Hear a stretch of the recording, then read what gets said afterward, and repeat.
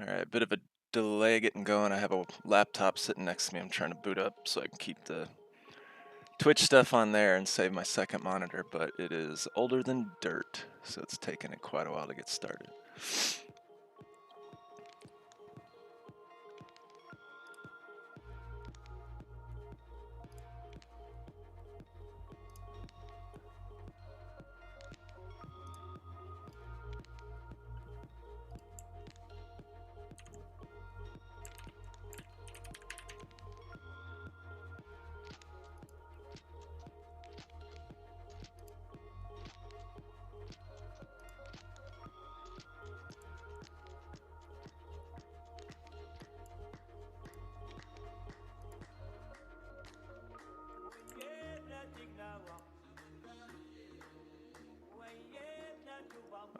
No dark mode. Oh well. If you can't tell, I like dark mode.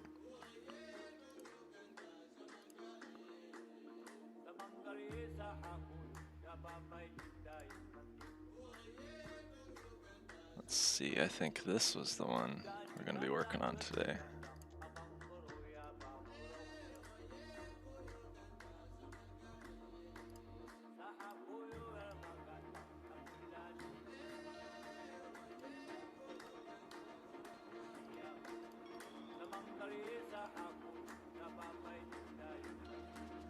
So the issue being, like if I place an effect on this target here, if I cast healing mark on him, it doesn't show up here immediately. But it shows up when I retarget them, so I want that part to happen automatically.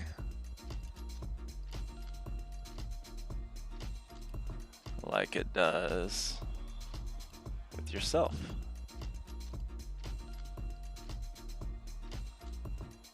Okay.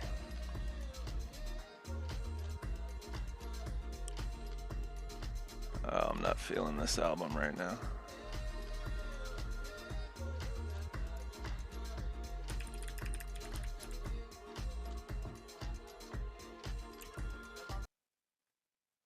Let's see.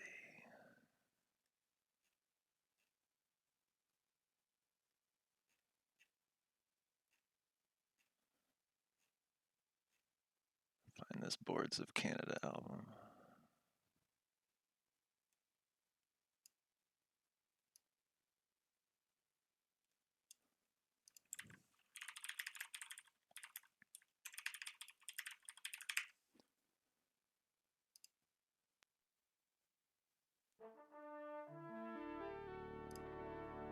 Here we go.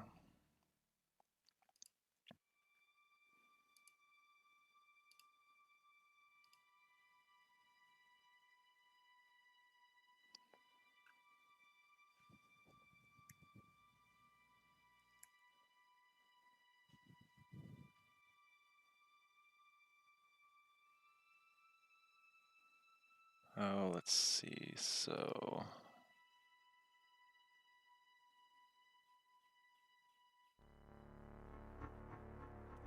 I guess there's a number of places that could happen.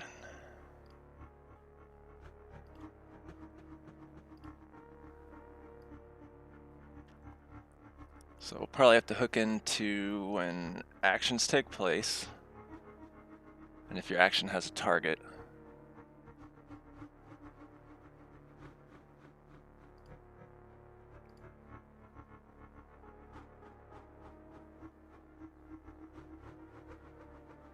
Well, no, that might not work. Let me see what I wrote to myself, because I don't remember.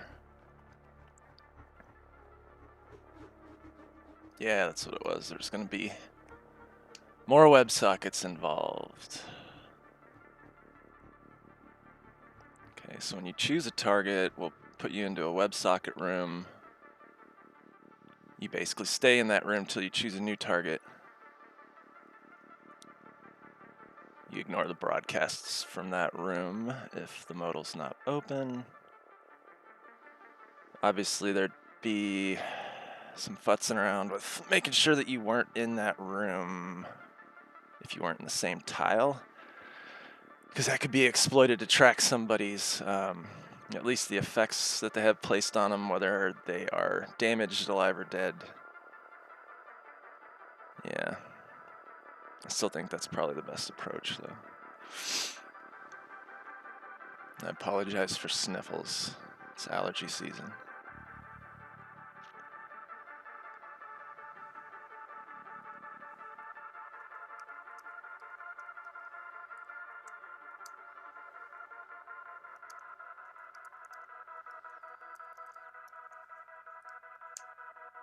Popping between two computers right now.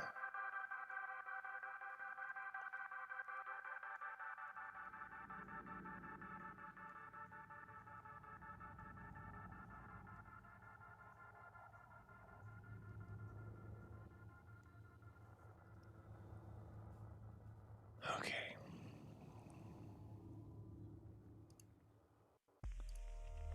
Okay, so when you target a person, that's when we're going to join you to their room. Well, not their room. Their room's for their statistics, for their client. This would be a new room just about people who are observing the target.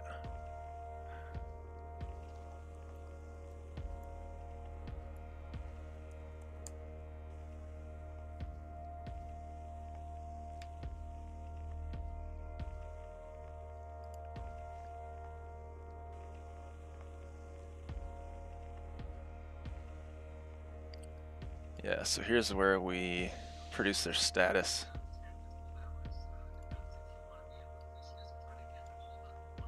Oh man, too much audio going on.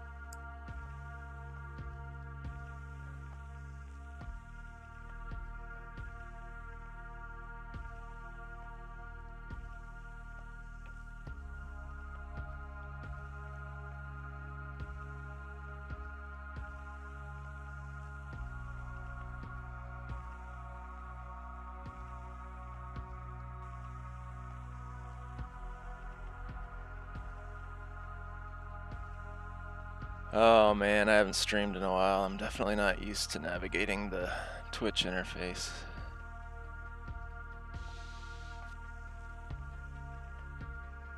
At least not from the streamer side of things.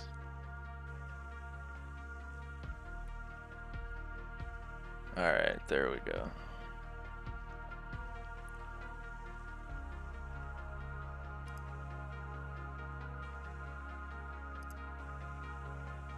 Better.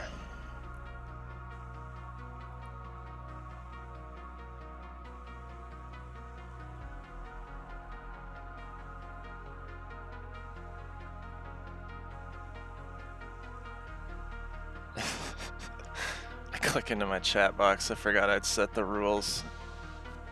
So just don't be a dick. It's true though. I think that's a good rule to have. Okay, so we're going to join them to a different room that operates similarly to this. I don't know how well you can see any of that right now. I have a very large monitor, so I tend to keep my font sizes kind of small.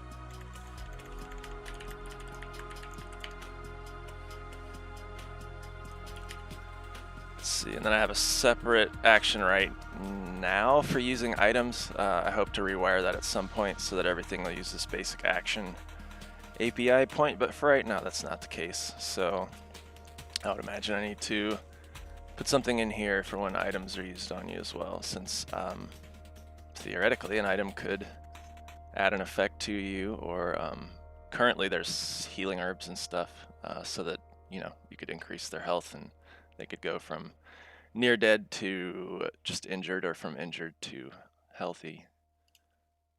So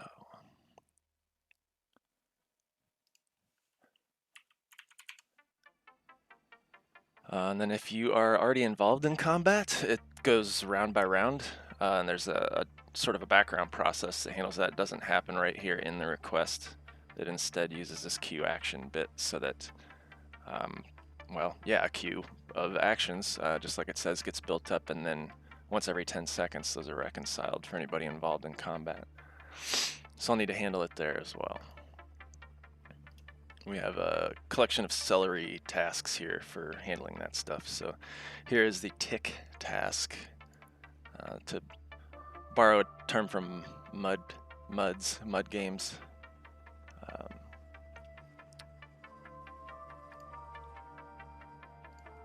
Or no, we want the round by round. There we go. Although I suppose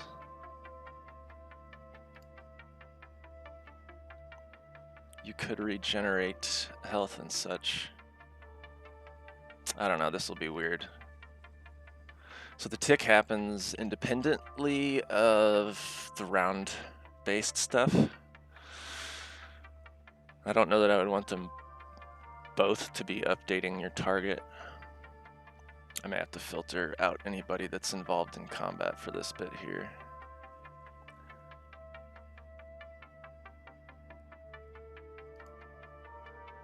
Well, we'll see.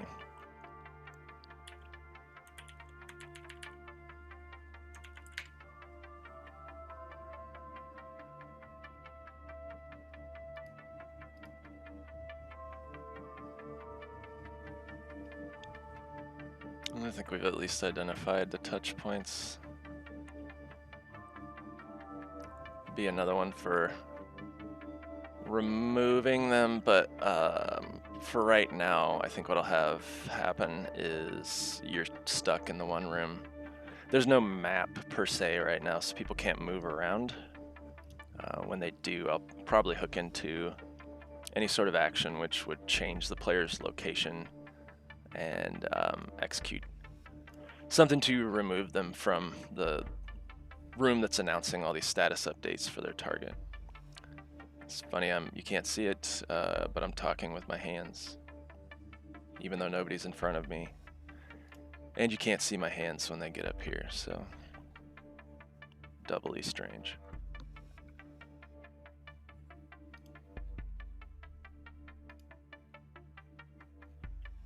All right, yep. Them's the spots.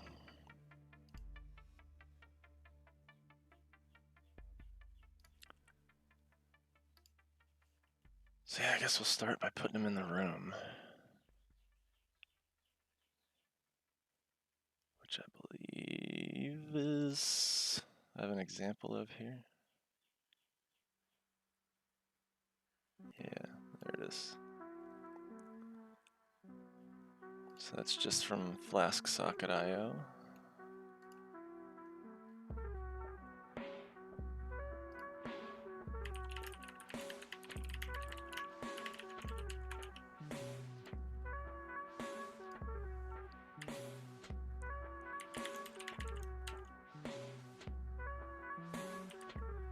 And we'll want to specify that this is a special type room. So you can see there when you connect. So, here I'm at the character selection screen. If I choose to connect to player 1,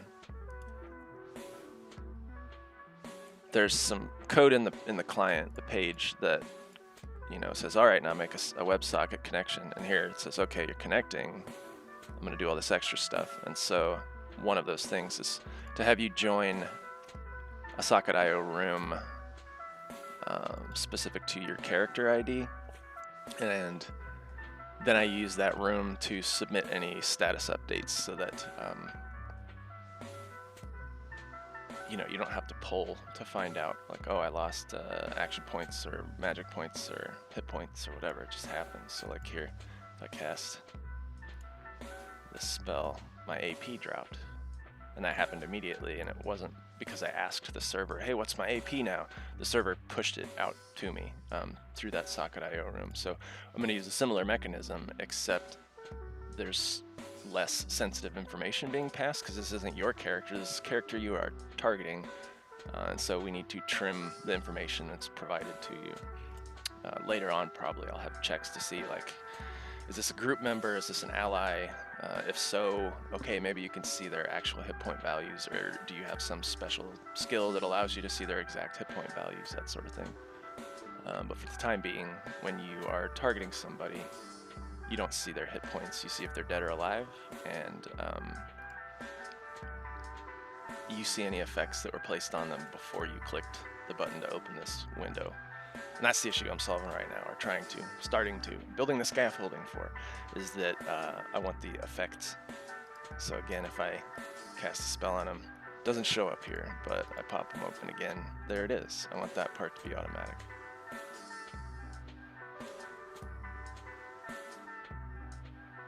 Okay, so when they target somebody, we join them to a room, but I want it to be separate from the room that is used for that individual character when they themselves are connected. So we will prefix it with target, and we use the target's ID. Okay, so they're in the room now.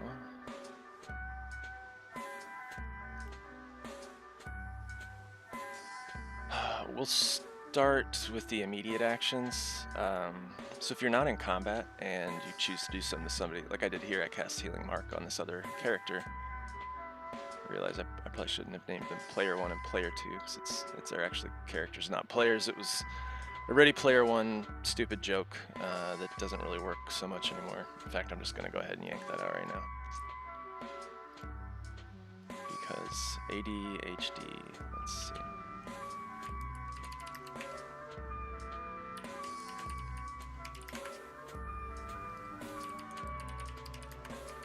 Okay, so they're character 1 and character 2 now.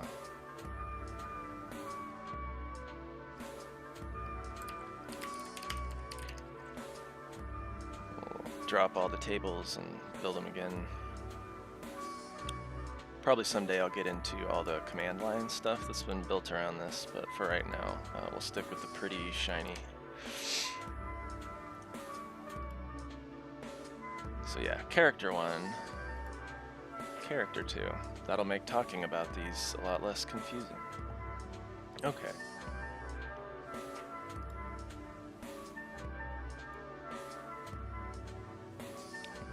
Oh, and let's commit at least that change right now.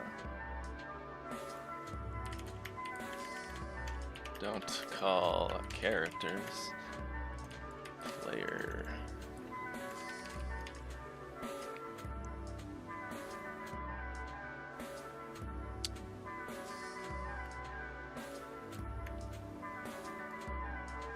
Oops.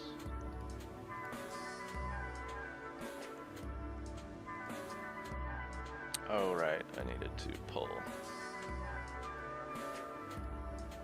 I updated the README or something at like 1:30 last night and I didn't remember.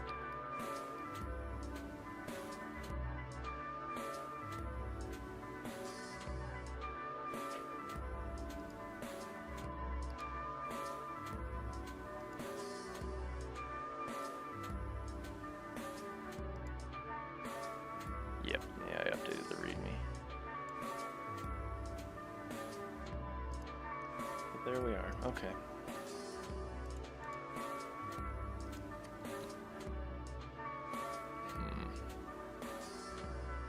Get that out of there, okay. So yeah, right, back to where I was. The hook I'm going to do is for the immediate actions. If I cast a sort of a non-hostile or use a non-hostile skill against somebody and neither one of us is currently in combat, it does not initiate combat. But if you use a hostile action, or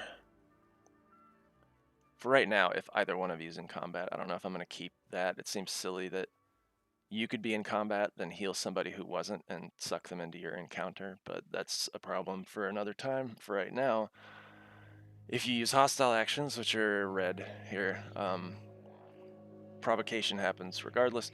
Blue is conditional. Green is just to say this is an item, so I probably need better visual coding here. Coding, not like programming, but coding like how your brain interprets information. Anyway, so this is immediate. That just happens right away. However, if you use a hostile action, it queues it instead. So nothing has taken place. It's just queued it up and said, oh, okay, I'm going to start an encounter. So then, 10 seconds in, or however long it is since the last tick, or the last round. I need to get better names for these things. Since the last round, 21, 31, etc. Then those take place. I don't want to mess with the enqueued stuff right now. I'm just going to work on the immediate. So when I test this, it'll be with these, non-hostile. I guess I should show the target stuff. It'll be with these non-hostile actions and items. So the red stuff I'll have to wait. Combat queued junk is definitely important. I'm going to handle that at some point, but just not right now. All right. So yeah, we'll be doing the immediate. So we created a room just for the target when they get targeted. And so we're going to use the same room to keep them up to date. So yeah, we will say,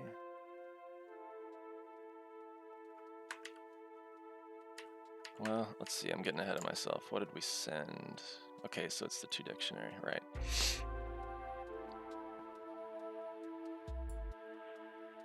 I'll probably change the way that this operates as well, such that it will use this room for all of that stuff. But baby steps, one thing at a time.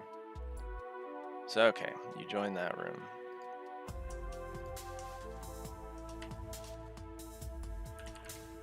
Do I have emit in here yet? Ah, but I have the socket IO object. That's good enough.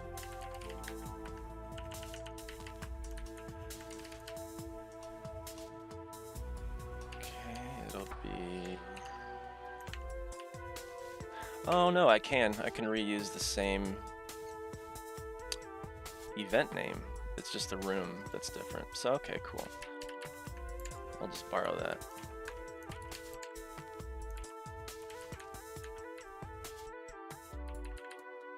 We've already got all the same objects and everything, so nice.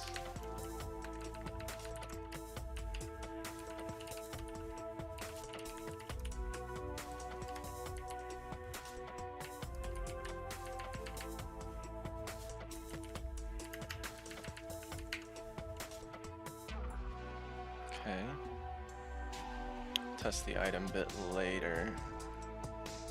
But alright, so when you pop up a target modal for somebody like this, joins you to the socket IO room, specifically for people who have them targeted. When you use an action that does not get queued, it emits their basic info. It's actually emitting everything, but it's only showing some of their basic info.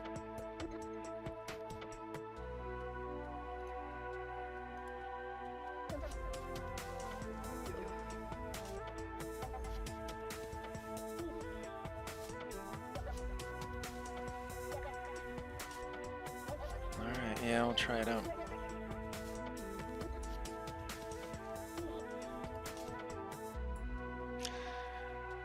Oh, I should probably have that on apply effect. We'll see how this works. I don't know how the timing's gonna play out.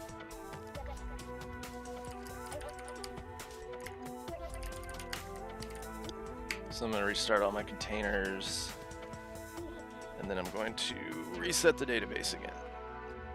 Stretch. Oh.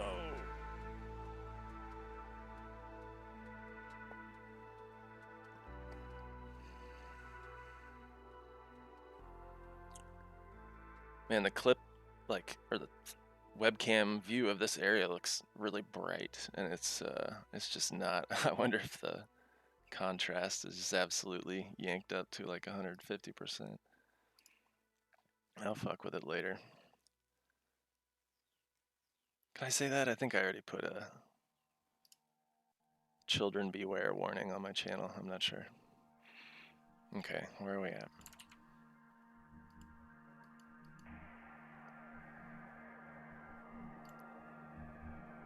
Okay. Target this person. It did not explode. That's good. Healing mark. Giggity. No, nothing. Alright, what happened?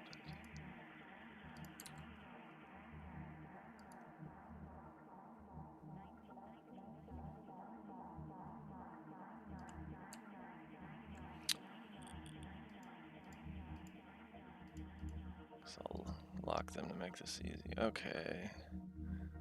Well, we'll run that down. Uh-oh, it's locking up on me. Okay, I think it's 5.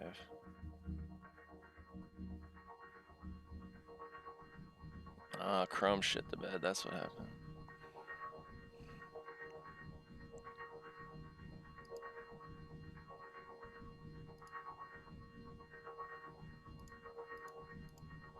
Alright, it's gone. So now let's watch this. Okay, so this was when you can see here I clicked this. Here's the request going through. It's saying, hey, I want to know about character ID 54. It comes back and says, sure, buddy, here you go. And this is all their stuff. Like I said, it's giving you everything right now. It's not trimmed. Currently, only part of that's being used in the UI. Like, it'll have a dead badge right next to this. And then, obviously, their effects, if they were placed before you ask for the status, then that happens. Okay. Had to cough there. All right, let's see. So that part works as it always has. Now I healing mark them.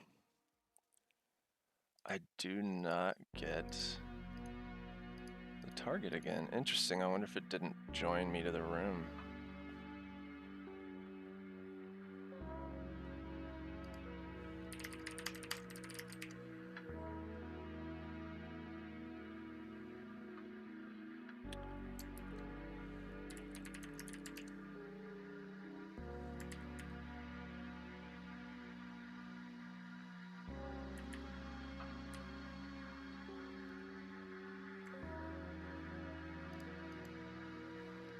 Yeah, I'll burn that down.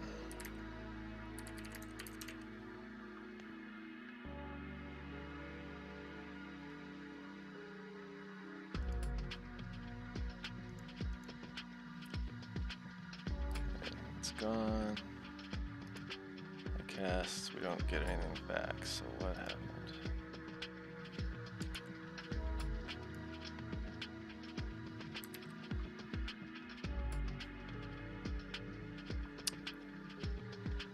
Nothing did. Interesting. Nothing of note, I should say.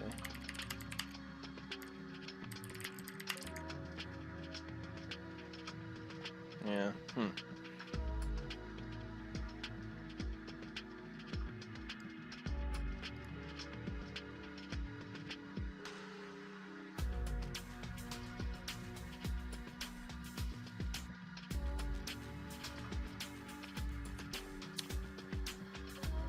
Yeah, sure enough, it's saying use this. So I wonder.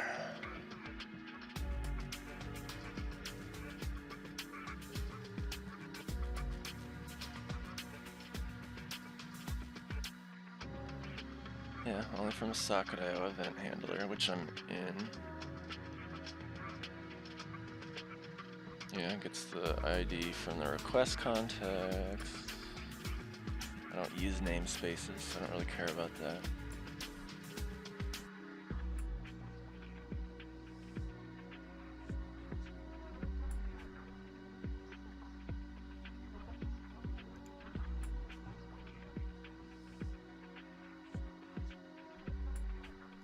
Hell, I'm gonna try using the same room for this. I mean, that's what I want to do eventually.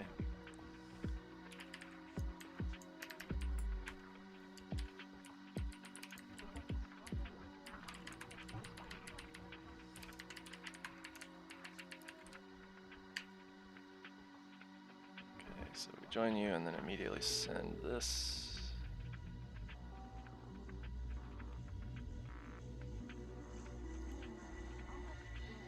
Which I think that's the only place this is being done so far.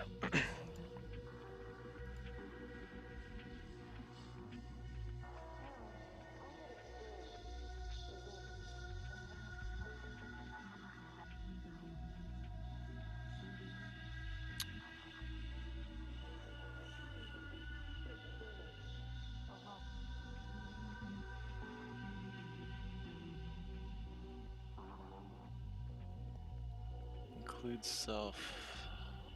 Skip set.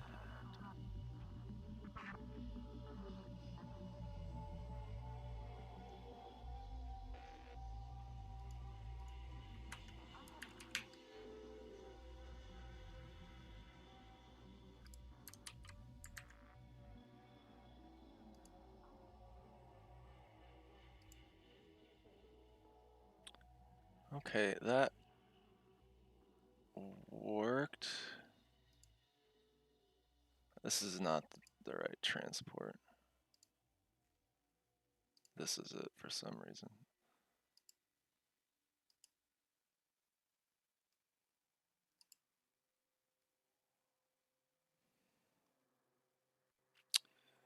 Yeah, weird. It did not. So I cast Healing Mark on them. They have it, but it did not trigger the message. It's obvious to me, though, that the message is working. Because this part worked. This part worked.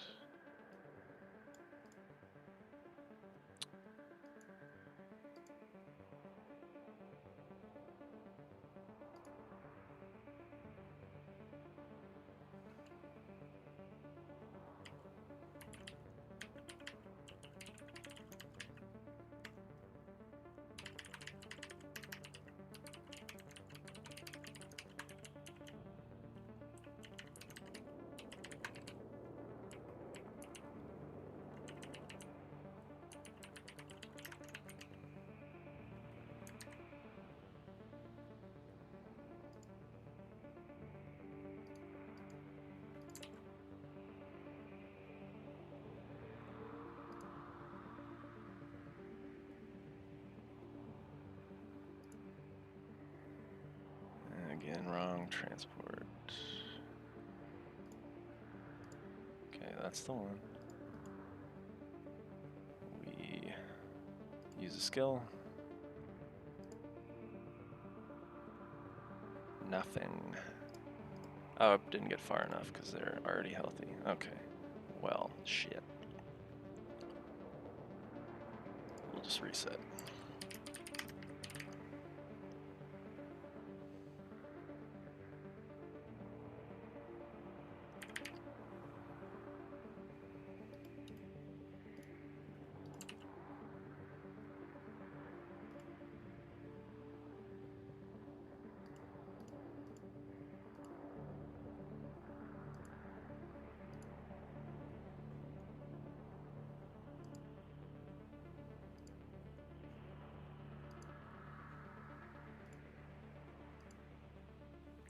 Guess I have these sorted in reverse. It's messing with me.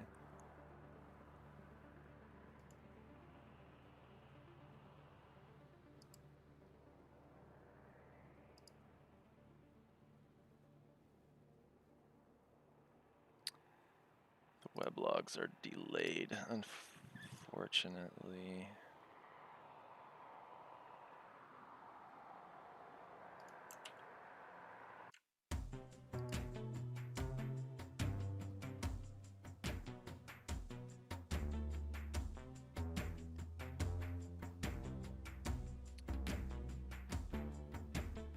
Interesting. Doesn't seem like it ever happened.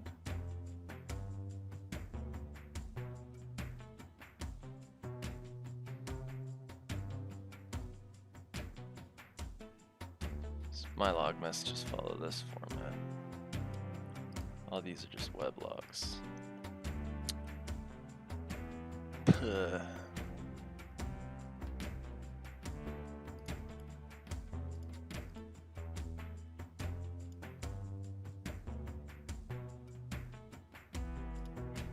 Okay, so if I make a change and save, does it recognize? Yeah, it does, shit. So it's automatically restarting itself as expected. That's not the issue.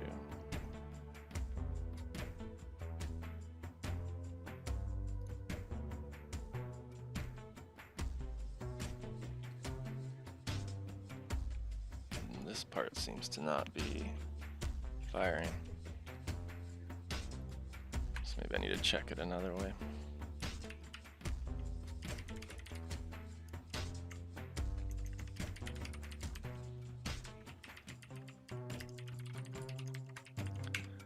I should have known better than that. Yeah, I wonder if that's it. So this probably has never been working in the first place.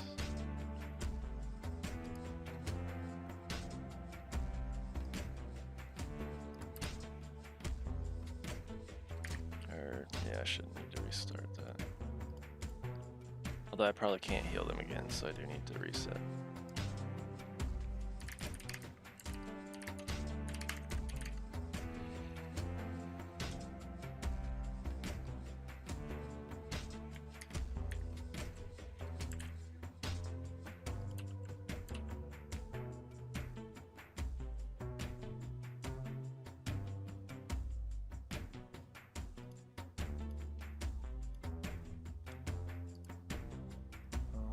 Where are we at?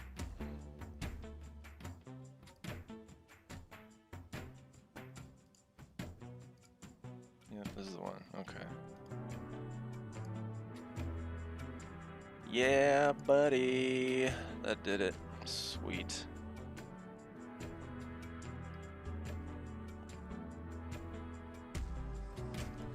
All right, sweet. Okay. And then I'd probably see the log message. Yep, there it is.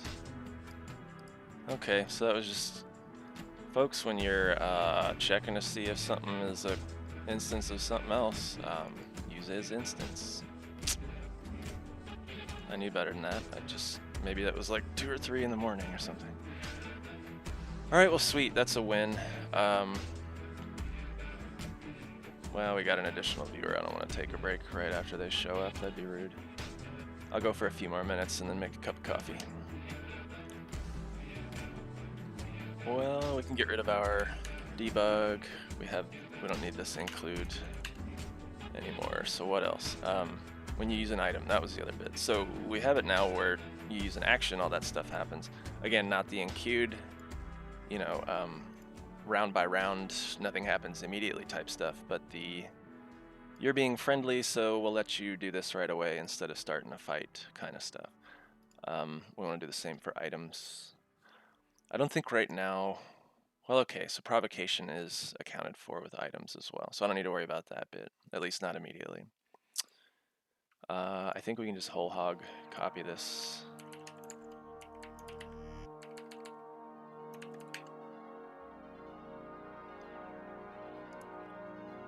Okay, they're likely healed all the way up, so again, we shall reset.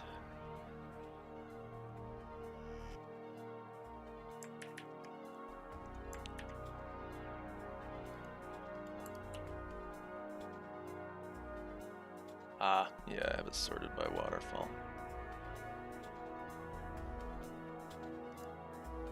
Okay. When I target, yeah, okay, we're on the right socket connection. So if I use an herb. Yeah, there it is. Alright. I see status is popping for us twice. That's expensive. However, it could be that one is from the tick and one is from us having used that thing. So that might be unavoidable. Unavoidable is not the right word. Something I don't want to screw with. That's better. Complex in its nature. Well, hell yeah, man. That's cool. Find out immediately. I think at some point I'll probably want to track the origin of an effect placed on a character, so maybe the person who cast it would be able to see its duration. Excuse me, but that might be too complicated and not really worth it.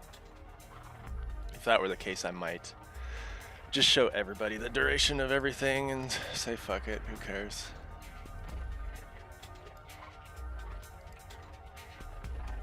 Well, cool beans. Right now, I guess when the target dies, we could kick everybody out of the room. Sokka IO room, that is.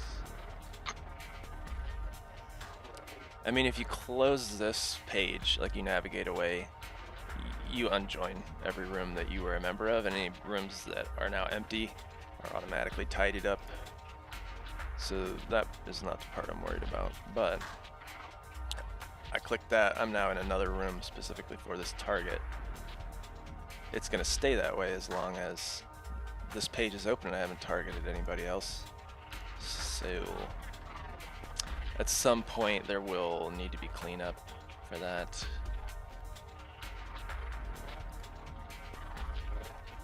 That's a problem for future me, so we're going to leave a note to future me here.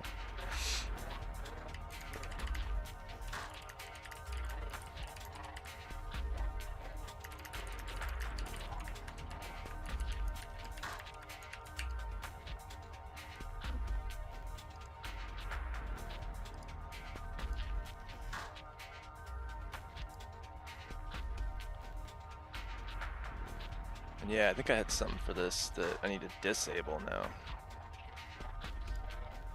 So before this, I had a really hacky situation where I wanted you to be able to know that the target you've been attacking is now dead and you shouldn't attack them anymore. Mostly so that these can be trimmed.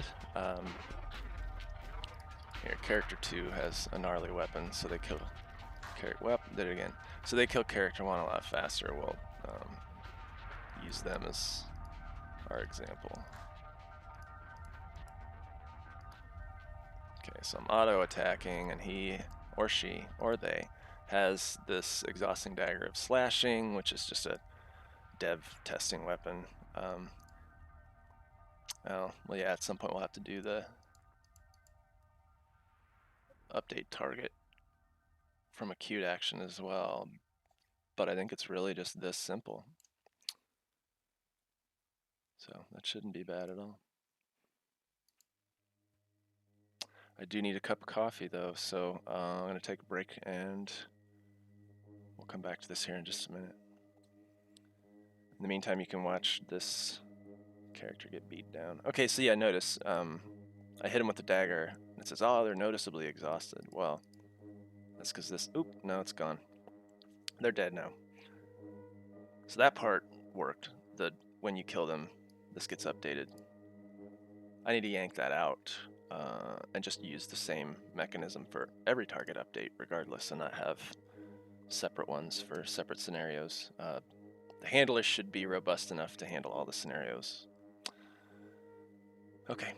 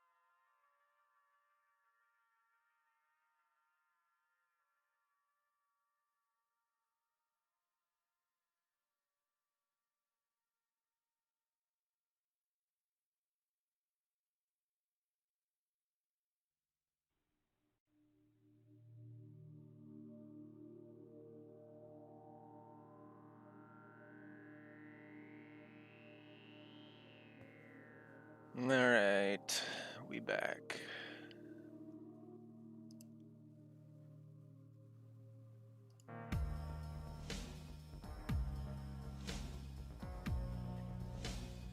Coffee, coffee, coffee, coffee.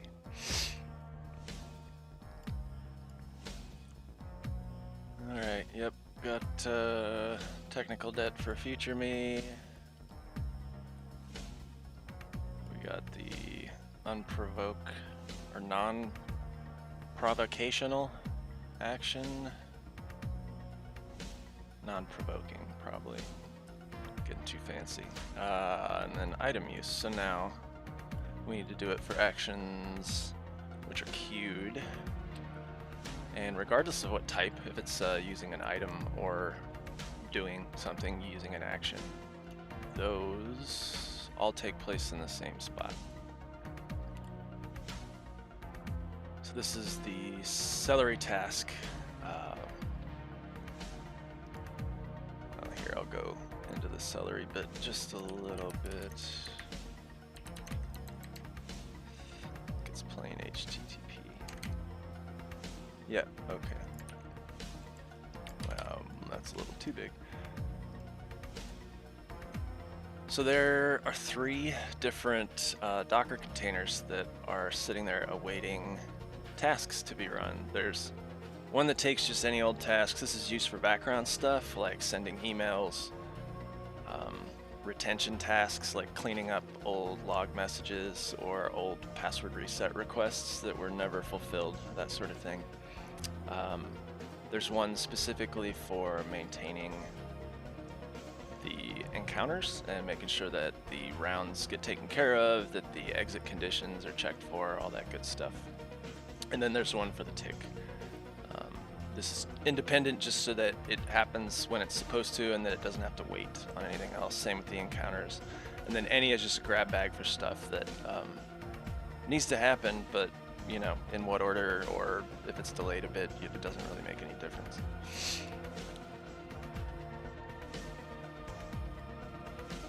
All right, let's see. So, queued actions. Oh, I went too deep. So that's deserializing stuff. Here we go. This is where the actions actually take place. I would imagine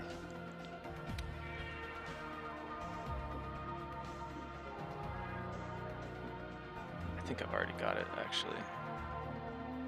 Yeah, so I have this to update list. So rather than update everybody's status like every time an action takes place, because that could get a little silly if somebody's targeted by 2 or 3 different characters. You don't need to update their status 2 or 3 different times. You just let everything happen, and then at the end of it all, you go ahead and loop through everybody that needs their status updated, and you handle it there. So I'm gonna use this same spot, and that's what I'm gonna say. Okay, now also update their target room. So anybody that has them targeted, they'll get that update so that they'll see that nifty effect show up here, that kind of thing. Before I do that though, I want to yank that behavior out of the handler for when you get killed. I have to see if it is actually happening here. It doesn't look like it. Ah, no, it's when you kill? Yeah.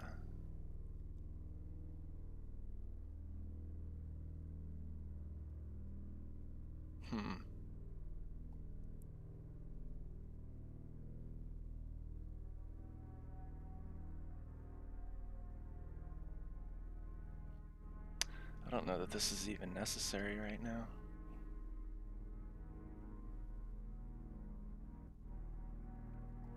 I wonder if I disabled that.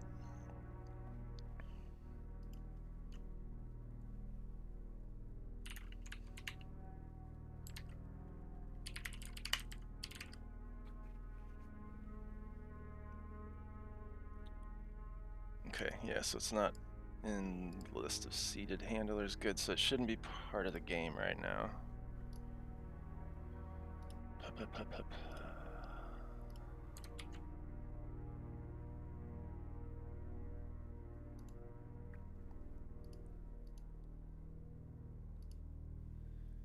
Character 2 has the boss weapon, so I'll have him wear down character 1.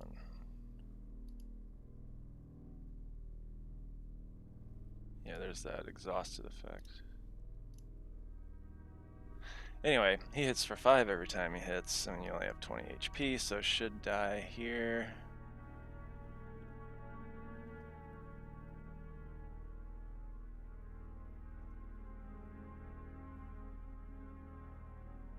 Yep, alright, so no need for that status update. We can get rid of that.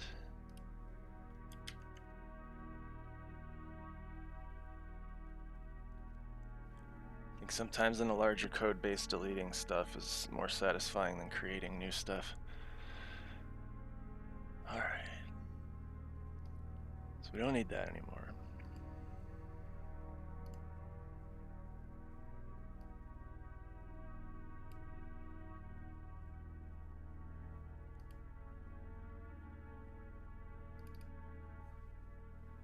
So as well as updating their status,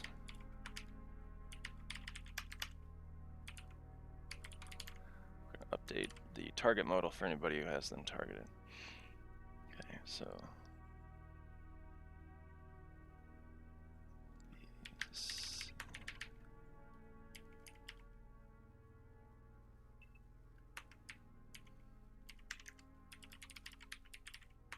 I don't have socket IO included.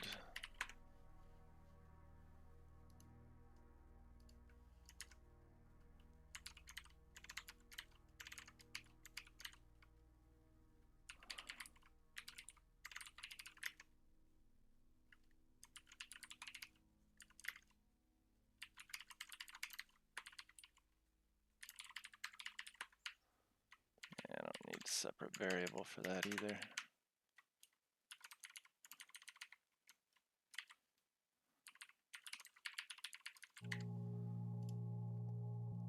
Okay, I think that should do the trick. So at the end of combat, or at the end of a round of combat, anybody that would have their own status updated, we also update target modals. I think there's a bit right now to where when it receives this yōkai.target event, it assumes, and up until today it had been true, that that was in direct response to you clicking and asking, hey, I want a target modal for this person, which, yeah, is probably broken from something I just did. But the response from which is what pops the modal open. And so if you have the modal closed, this is going to pop it open every single time. So what I may wind up doing is calling this a different event and have only half the behavior actually take place on the client. Okay. Probably just restart everything because I'm imagining something I did there broke something in a way that I don't really want to track down. So I'll just try with clean services.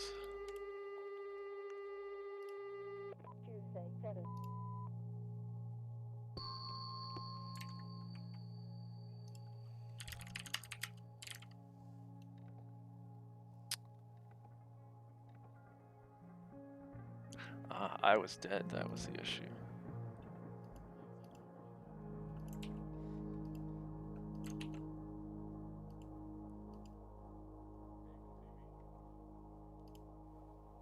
Okay.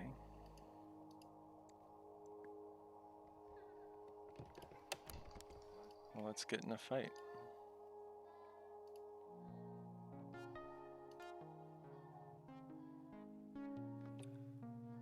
So the combat queue is what's taking place now. None of these actions are immediate. Okay, hit with an attack. We'll try putting an effect on him.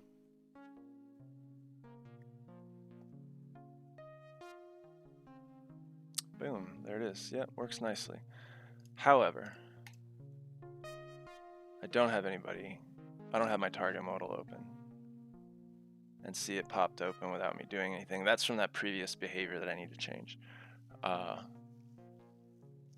suppose it could be, in response to a different event name that updates the target data but doesn't open the modal. The other thing that I should probably do, but I think there will be loopholes for, is if you have when you close the modal,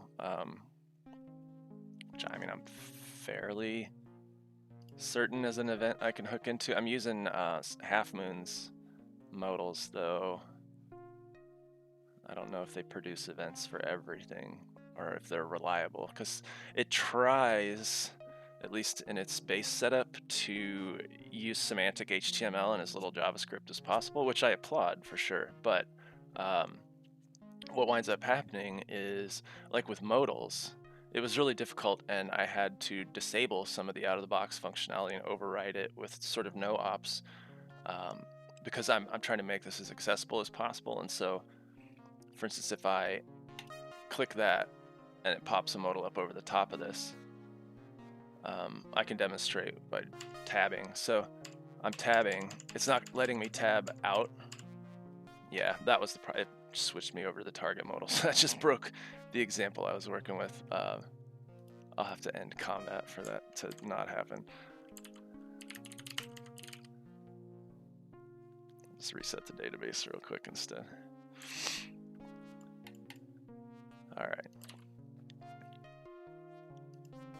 Yeah, so I hit this a minute a second modal. If I try to tab around, I can't tab out of this into the larger document, which is very much on purpose. I had to override behavior to make that happen.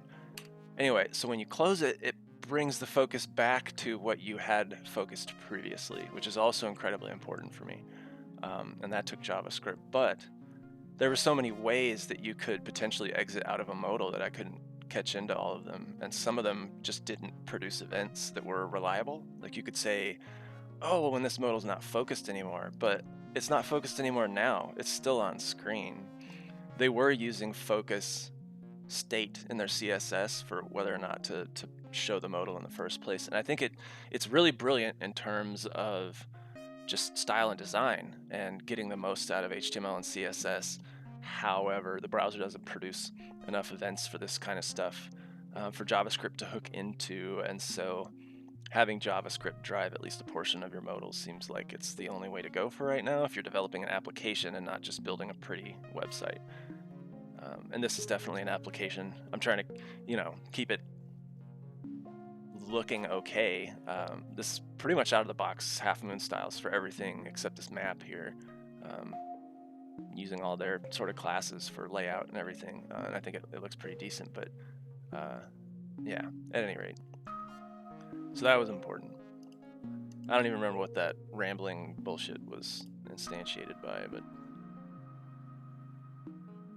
man, all right. Yeah, so it pops up. That's right. It pops up whether or not I have anybody or have the modal open. So I could either use a different event name for this and have it perform half of that same behavior, or I could have it when you close this modal. I'm sorry, it's a target modal. So when you close this modal, it sends a signal to the server saying, hey, take me out of that room. I mean, that in and of itself isn't necessarily reliable. I do think that the socket library underneath, if it tries to send a message and fails, I wonder if it would try again, or if like you were disconnected at the time, maybe you were playing on your phone and you lost cell service or something like that. I'm not really sure, but that's definitely something to consider. But that would be one easy way to handle it. It would just be, okay, you close the modal, get out of the room. And I'll probably just set it up that way for now. Because again, if you leave this page, so I go to the home page, it unjoined me. Socket.io, the WebSocket lost the connection because it was from JavaScript that was on that page, and as part of that, you get removed from any rooms that you were in, and then any rooms that wind up being empty as a result of that get tidied by the garbage collection process within Flask Socket.io or whatever deep level stuff's going on there. I don't particularly care, but all I do care about is it cleans up after itself. So I could potentially just use that and say, all right, you close the modal, leave the room. Likely good enough for now, and so I think that's probably what I'm going to do. Let's see. So we want to get into the static. Start collapsing all this stuff. All right, so JS.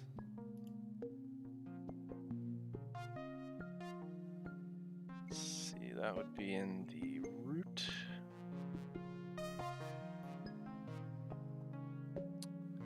So it's not lock target. That's when you click their name so that you have this shortcut to get back to them. That's a little different. No, maybe it's not part of this module. It's definitely there. So I could probably hook into the mutation for it, but yeah, okay, there it is.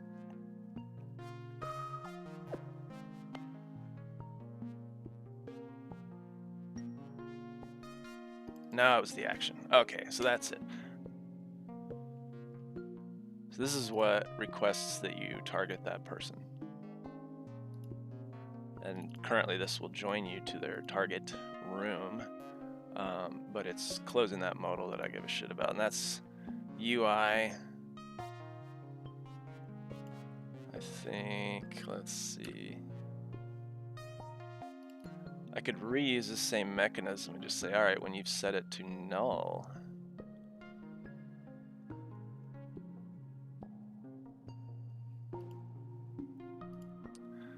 yeah, I like reusing this stuff.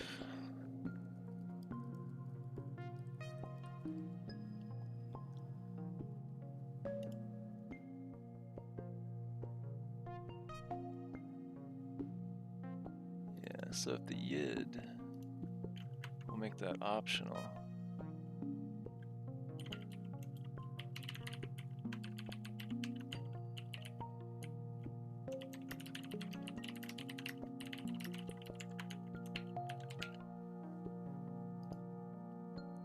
Oh, yeah, and I guess also say that its default is none.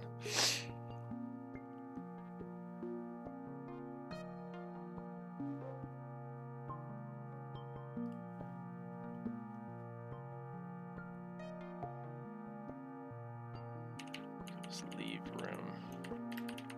Yep, leave room.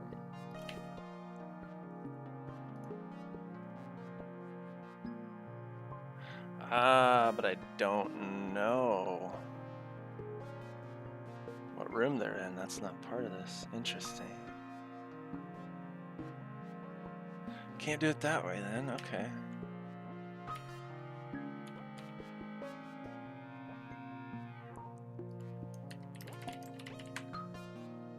Probably just an additional parameter then.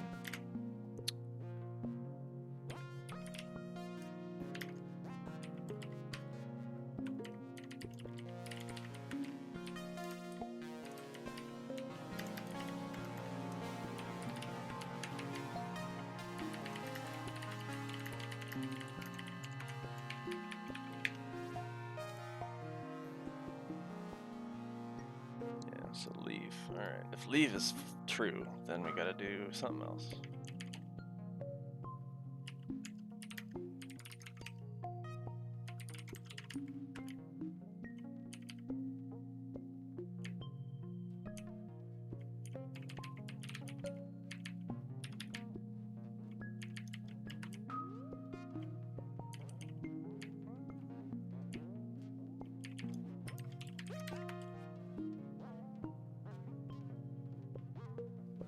I suppose that's it. We don't do anything else.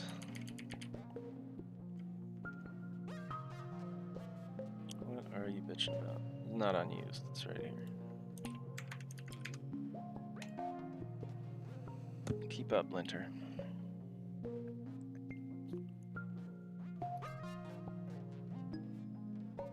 Yeah. Okay. Looks good. Yeah, there'll likely be other situations. Well, you should note some of those.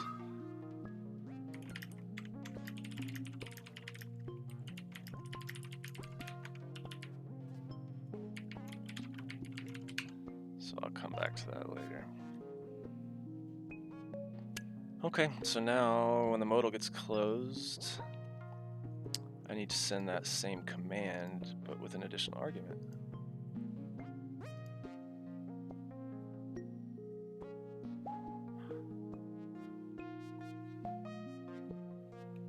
Okay, so this would have to change then.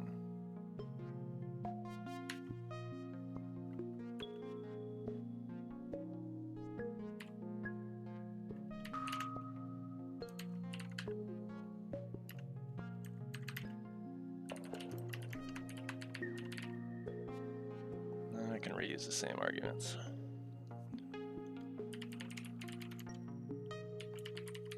Because I do know about the current target here.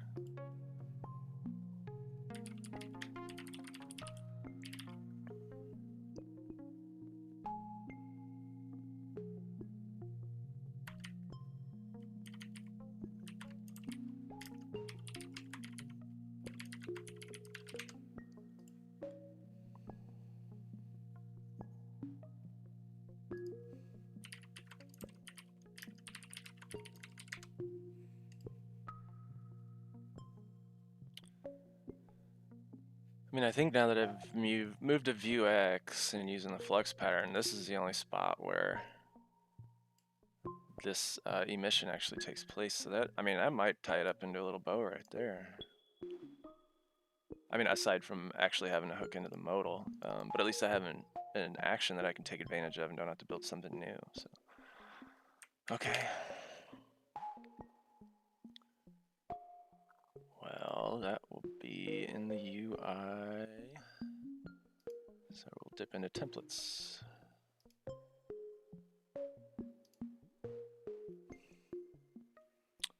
Here's the close button.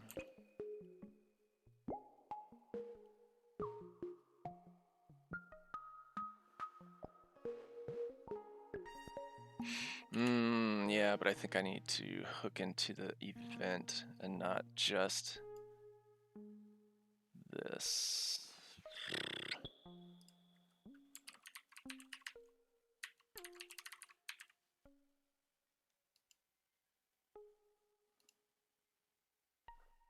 Yeah, again, half moon is the style framework that I'm using here. Oh, goldfish brain, where was I? Right, modal closing, okay.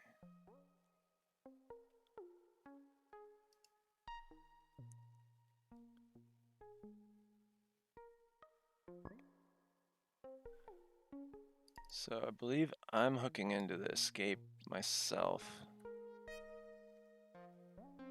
It's the clicking on the overlay. Okay, yeah, I think I've taken care of. I don't want to say all. That's cocky. I think I've taken care of any of the interactions that I care about here. In the UI layer, okay. Or no, modals are a higher level than that. Modals can be outside of the game and just in the general application. Modals. Okay, so I mean, I want to say it's this here. Why is that highlighting funny? Oh, weird, it couldn't understand this.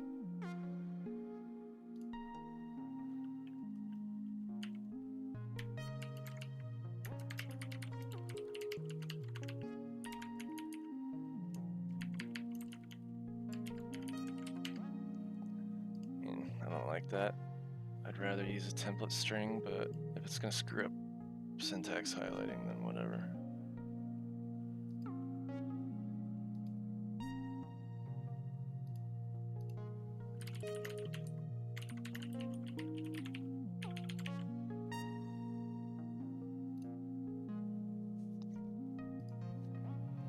Shit, forgot I had coffee.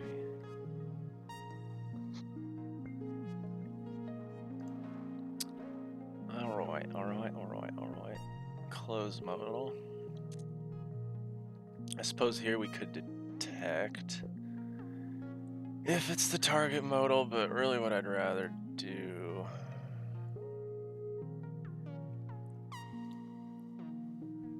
is just on load, have it call an action that binds to that specifically for.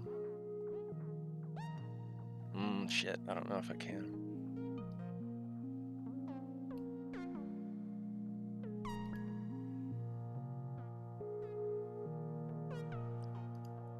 Wrong file again.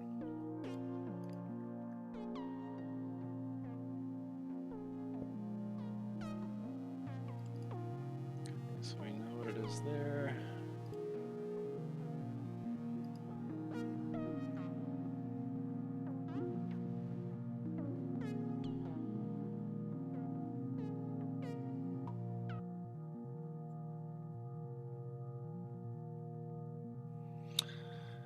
Maybe a custom event then. I think that's the way to do it.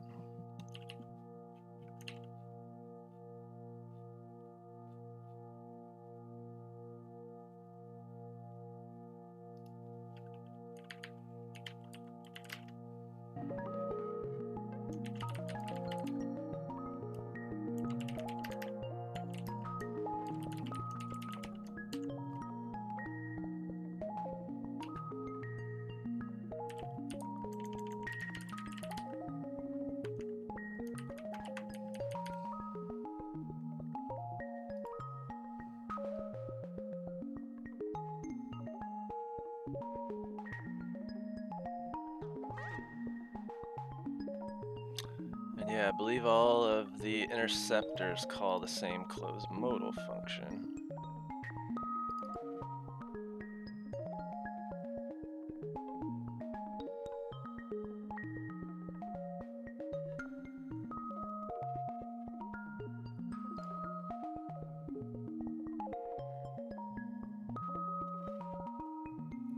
This might be inert, I don't know.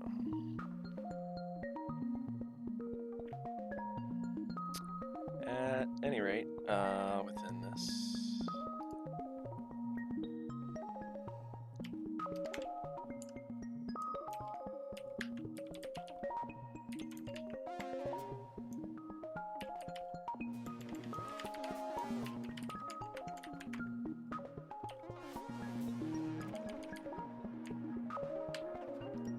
Man, I think that's what does it.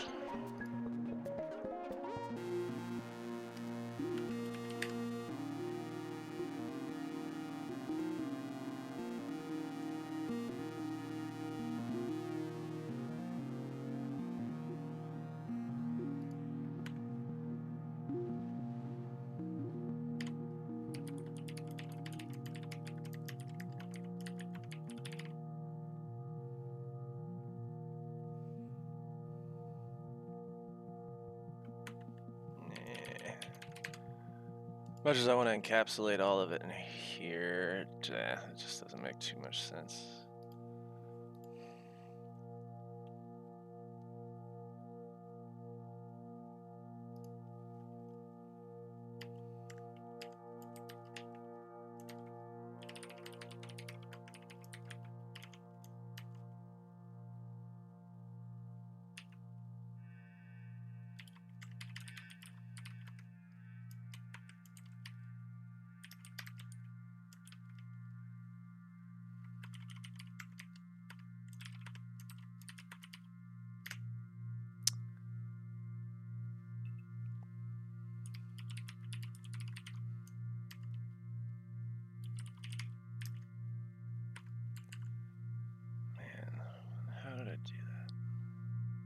Value. Alright, so value is just false.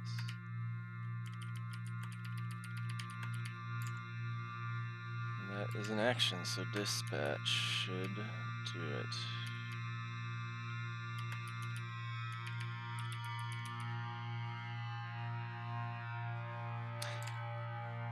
Oh, where's it? Update target. Yeah, shit, it's update target.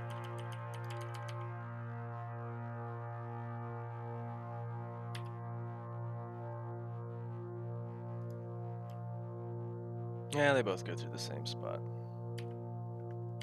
This works.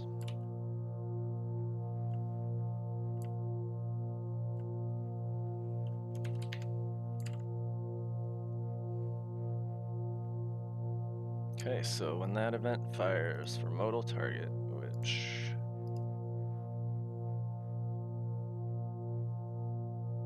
is the idea of that, then sets target to false, which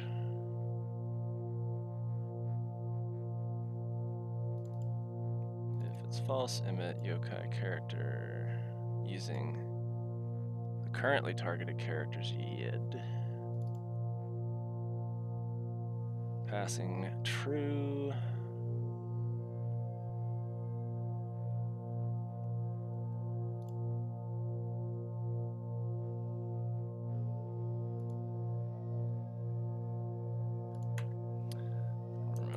it's gonna look like on the other end.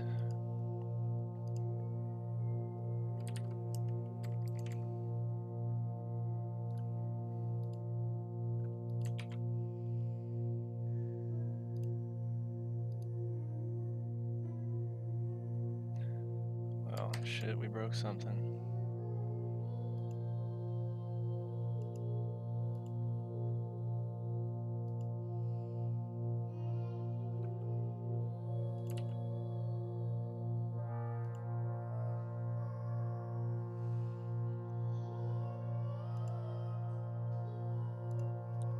We're sending 54 and false.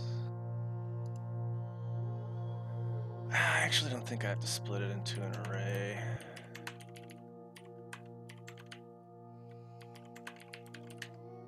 We'll see though.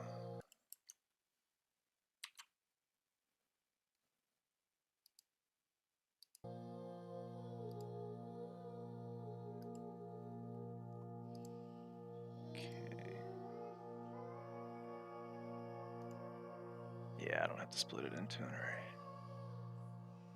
Okay, when I close it, nothing happens. Fuck.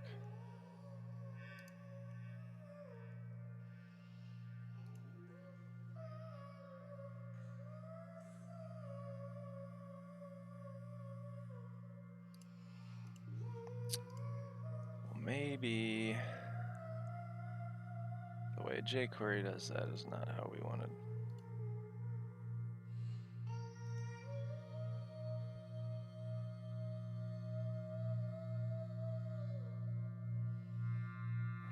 Unclose modal.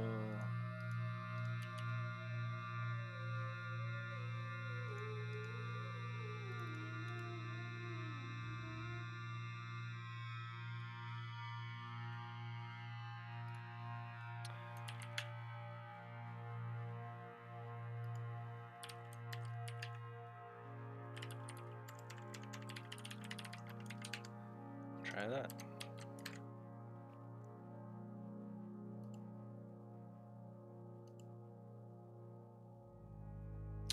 Okay.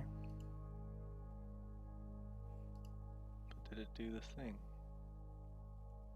Sent false. We get a target back anyway. Oh no, it was when it sent true. That's what we want.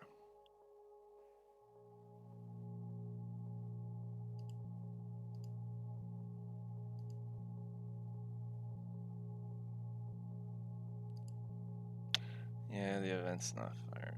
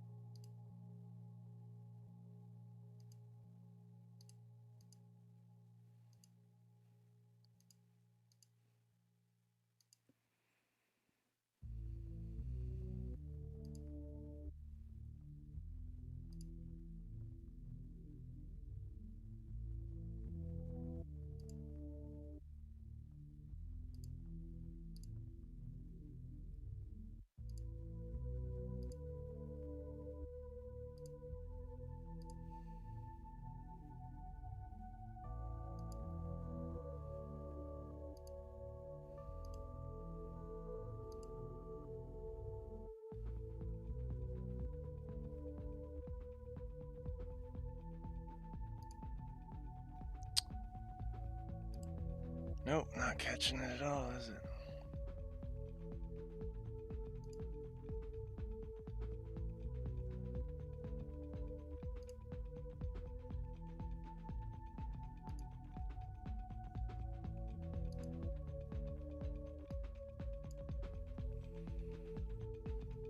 Oh god, these are so ugly and hard to see.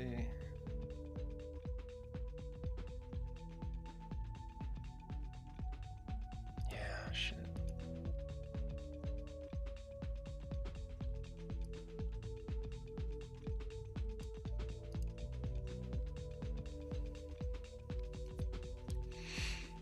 I mean, I definitely just made my own there.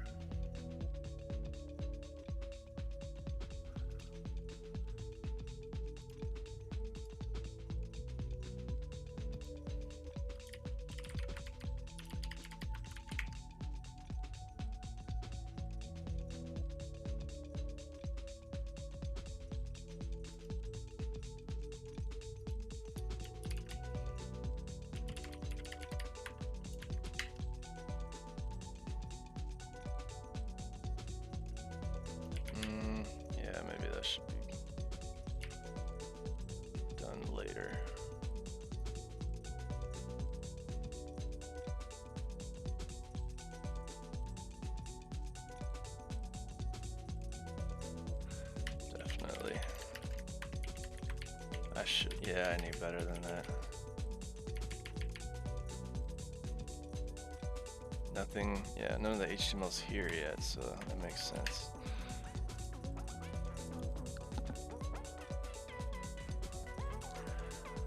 Oh, I don't know about this. Let's find something a little more ambient.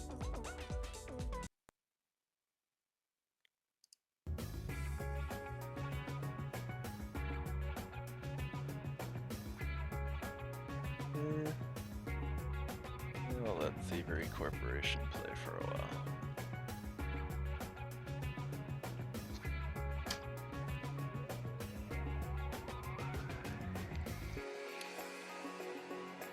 Okay, so yōkai target, dispatch, update target. Yeah, that's all normal. I think it was just this bit that we were missing. So the issue being, I was saying, all right, as soon as this view instance is created, before it's mounted to the HTML, go bind a thing to this HTML element, then view gets mounted to that HTML element. All the bindings get stripped off.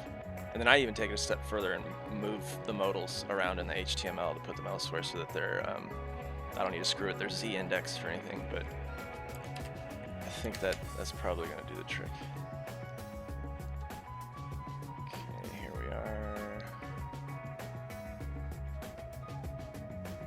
Val 54, yeah.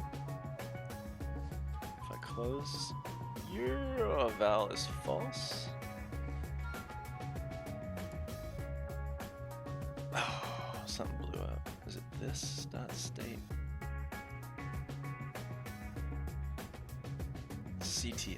CTX dot state. Damn it. It's pretty close to getting that in one shot. Should have known better. No, that's not it. It was. Oh no, that was it. Yeah.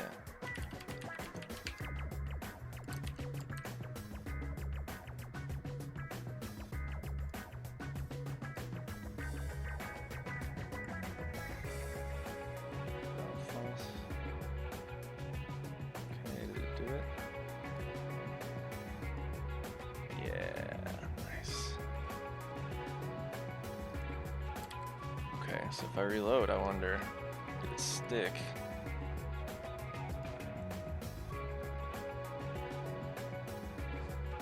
It did. Target characters null. Fuck yeah. Alright, wow, let's see.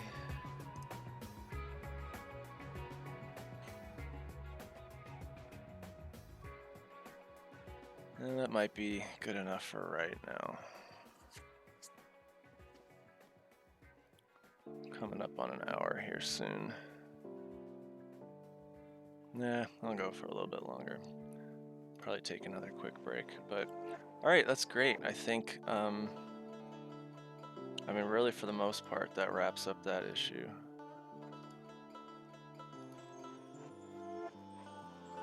Close it for now.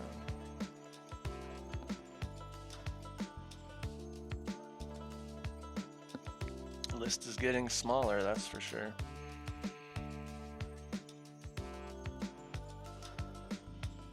So yeah, I think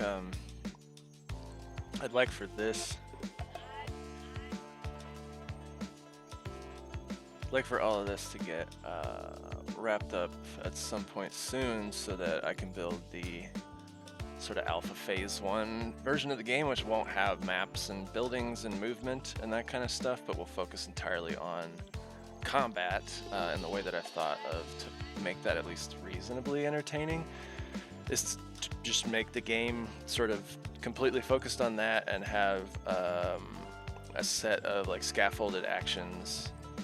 I mean, maps are in the game, their movement is not in the game, and so I could make a bunch of individual map cells specifically for 1-on-1 or 2-on-2 or something like that combat, and then have actions present in this sort of arena map that would try to matchmake you or put you into combat with NPCs, or check and make sure, like put an environmental effect on the map that when you die you get teleported back to the lobby square, and disallow combat in the lobby square and that kind of stuff. So I have a to-do list of all of that junk that I have to get through the core list first.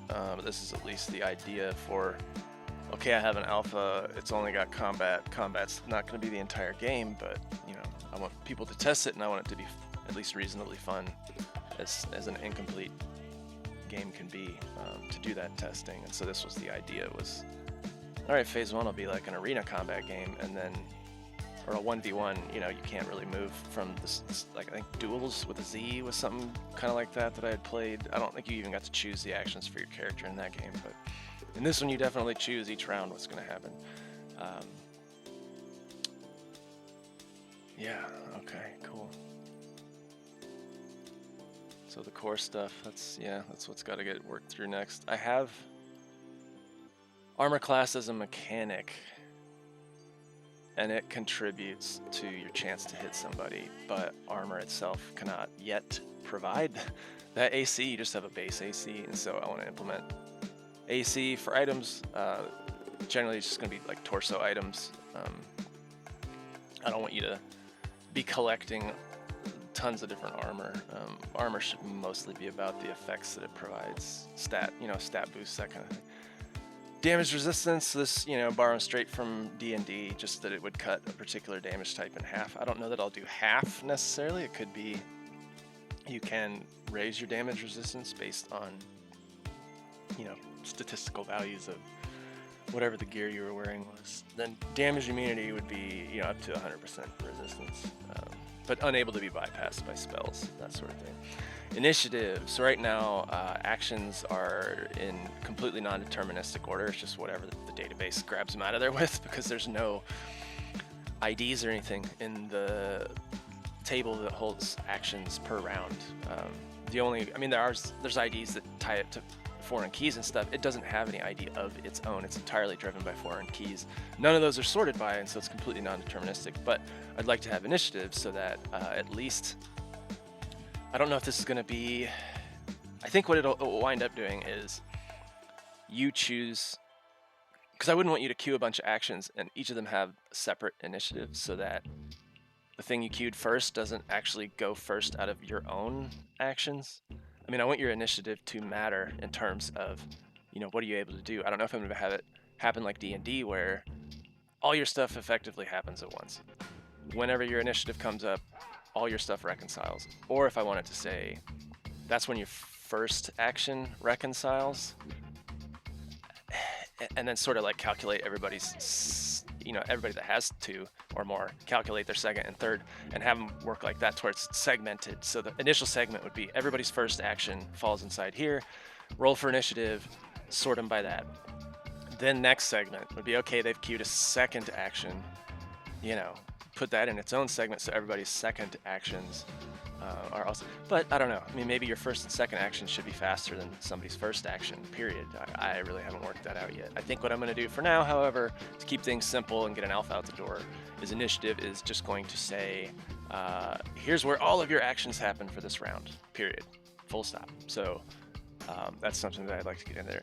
You have an opportunity with some of the hooks to get into the beginning and end of a round, and then also the beginning of your turn within that round. So that'd be when your first action takes place, and that'll be for effects that last round to round, or like from now until your next turn. That would be something that happens there. And then I'd like to get the scaffolding for basic NPC state machines, but that's the most difficult, and hence why it's listed last here. I haven't done state machine stuff since college, and that was an embarrassingly long time ago, so these are definitely what's on the table for right now. Anyway, that being said, I am going to take a 5-10 minute break, and then we'll get back into it. So clean up some windows here.